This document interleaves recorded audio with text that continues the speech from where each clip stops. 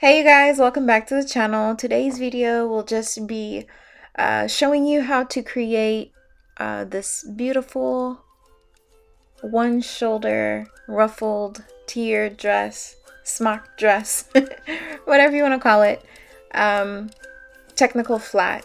I like to practice creating the technical flats only so that I don't lose my skill set. So I don't always make them, but whenever I am making a sewing pattern, I like to have it just so that, you know, whoever is getting that sewing pattern can have a visual. I'm not going to be talking much through this video. You can just simply watch it. If you have any questions, jot them down below. Now, I am not an expert in Illustrator, which is the app that I'm using, but I make it do for what I need.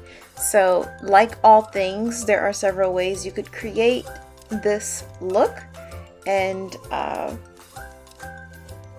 this is just how I usually use the app to get what I need done. Subscribe, like, and share. Jot any questions down below, and happy sewing as always.